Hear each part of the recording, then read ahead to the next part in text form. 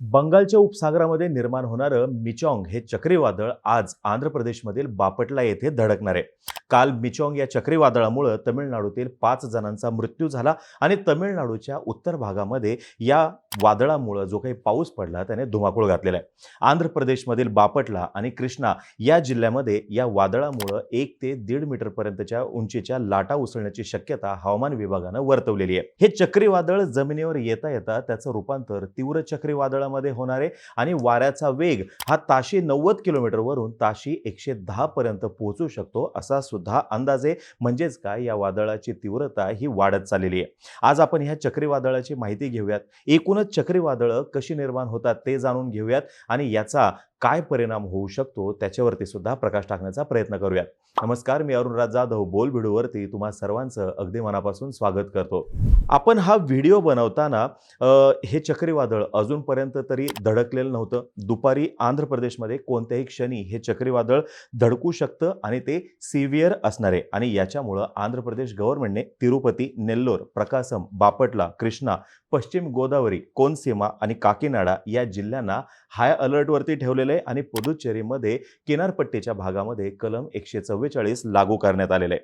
आंध्र प्रदेशचे मुख्यमंत्री जगनमोहन रेड्डी यांनी या चक्रीवादळाला आपत्ती घोषित केलेलं आहे आणि कोणतीही जीवितहानी आणि वित्तहानी होऊ नये म्हणून प्रशासनानं योग्य ती पावलं उचलण्याच्या सुद्धा त्यांनी सूचना दिलेल्या आहेत. आता या चक्रीवादळाची चिंता याच्यासाठी की इथे वाऱ्याचा वेग हा ताशी 110 किलोमीटरच्या पलीकडे जाण्याची शक्यता वर्तवण्यात आलेली आहे. आता हा इतका वाऱ्याचा वेग छोट्या आणि मध्यम आकाराची झाडं मुळासकट पाडू शकतो. मातीची आणि कच्ची घरं जी आहे ती उडून जाऊ शकतात आणि इलेक्ट्रिक पोल्स हे वाकू शकतात किंवा पूर्णपणे पडू सुद्धा शकतात. काल तमिळनाडूमध्ये या वादळाने कहर करून झालेला आहे आणि आज आंध्र प्रदेशमध्ये याचा लँडफॉल होणार आहे. या वर्षातलं हिंदी महासागरामध्ये निर्माण झालेलं हे 6वं चक्रीवादळ आहे आणि बंगालच्या उपसागरातलं 4थं. मिचॉंग याचा अर्थ होतो शक्ती, याचा अर्थ होतो कणकरथा आणि म्यानमारने हे नाव दिलेलं आहे. भारताचं भौगोलिक स्थान जर का आपण बघितलं तर ते इक्वेटरच्या वरच्या भागात आहे, म्हणजे विषुववृत्तीच्या वरच्या भागामध्ये आहे आणि भारतातून कर्कवृत्त जातं जे 23.5 डिग्री वरती आहे. विषुववृत्त ते कर्कवृत्त किंवा विषुववृत्त ते मकरवृत्त हा जो भाग आहे याला ट्रॉपिकल रिजन म्हटलं जातं. उष्णकटिबंधीय प्रदेश असं आपण त्याला मराठीमध्ये म्हणतो. आता विषुववृत्ताच्या जवळ असल्यामुळं या ठिकाणी सूर्याची किरणं ही डायरेक्ट पडतात, लंबरूपपणे पडतात आणि याच्यामुळे इतर ठिकाणपेक्षा इथे समुद्राचं पाणी जास्त तापतं. पाणी तापलं की त्याची वाफ तयार होते, गरम वाफ जी आहे ती वरती जाते आणि या ठिकाणी जो काही स्पेस निर्माण होतो हा स्पेस भरून काढण्यासाठी बाजूची थंड हवा त्या ठिकाणी परत येते, ती सुद्धा गरम होते आणि तीही वर जाते आणि असंच हे चक्र सुरू राहतं.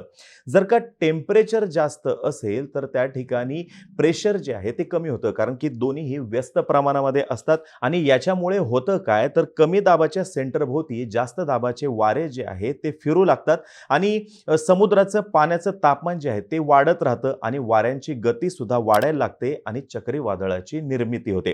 कोणत्याही चक्रीवादळाची ताकद जी आहे ती समुद्राची असते, म्हणजे पॉवर सोर्स जो आहे हा समुद्र असतो आणि एकदा का हे वादळ जमिनीवरती धडकलं म्हणजे त्याचा लँडफॉल झाला की त्याची तीव्रता कमी व्हायला लागते, कारण की त्याचा पॉवर सोर्स जो आहे त्या पॉवर सोर्स पासून ते डिस्कनेक्ट झालेलं असतं.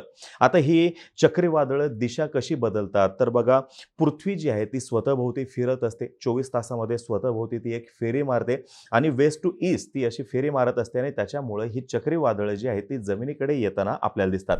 हिंदी महासागरामध्ये या चक्रीवादळांना सायक्लोन म्हटलं जातं, अटलांटिकमध्ये हरिकेन म्हटलं जातं आणि पॅसिफिकमध्ये यांना टायफून म्हटलं जातं. आता हे चक्रीवादळ काय एका दिवसामध्ये तयार होत नाही. हे चक्रीवादळ तयार होण्यासाठीची प्रोसेस जी आहे ती 240 तासांच्या आसपास असू शकते. आता बघा, समुद्रामध्ये छोटमोठी वादळं जी आहेत ही कायमच निर्माण होत असतात आणि ग्लोबल वॉर्मिंगमुळे तर गेल्या काही वर्षांमध्ये या चक्रीवादळांची संख्या आणि त्याची तीव्रता जी आहे ती वाढलेलीच आपल्याला दिसून येते. ज्या वेळेस वाऱ्यांचा वेग हा 60 ते 65 किलोमीटर प्रति तास याच्या पलीकडे जातो त्यावेळेस त्यांना चक्रीवादळ असं म्हटलं जातं.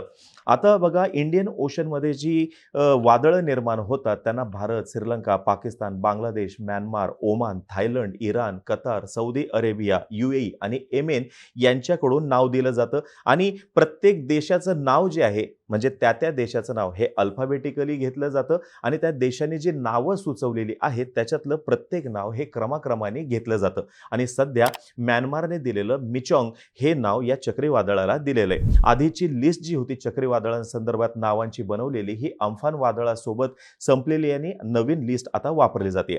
या चक्रीवादळाचा महाराष्ट्रावरती काही विशेष इम्पॅक्ट होणार जरी नसला तरी आपल्या विदर्भामध्ये आणि मराठवाड्यामध्ये पाऊस पडण्याची शक्यता वर्तवण्यात आलेली आहे आणि तिकडं मासेमारांना सुद्धा खोल समुद्रात न जाण्याचं आवाहन करण्यात आलेलं आहे. विदर्भ मराठवाड्यामध्ये येलो अलर्ट सुद्धा जारी करण्यात आलेला आहे. तमिळनाडूमध्ये तर किनारी जिल्हे जे आहेत म्हणजे चेन्नई, परत चेंगलपट्टू, कांचीपुरम, तिरुवल्लूर या ठिकाणी त्यांनी सार्वजनिक सुट्टी जाहीर केलेली आहे कारण की पावसाने कहर केलेला आहे आणि जी तमिळनाडूची राजधानी आहे चेन्नई इथे मोठ्या प्रमाणामध्ये तिथल्या जनतेला विस्थापित सुद्धा व्हावं लागलेलं आहे.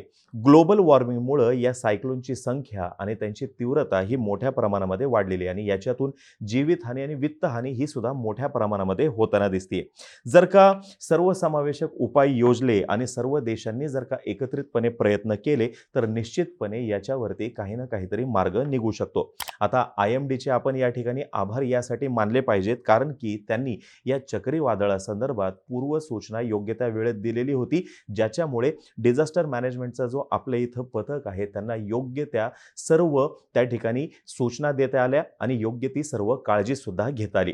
आता ही माहिती जर का तुम्हाला आवडली असेल खाली कमेंट बॉक्समध्ये निश्चितपणे सांगा. तोपर्यंत आम्हा सर्वांची व्हिडिओ जास्तीत जास्त लोकांपर्यंत पोहोचवा आणि चॅनलला सबस्क्राईब करायला विसरू नका. धन्यवाद.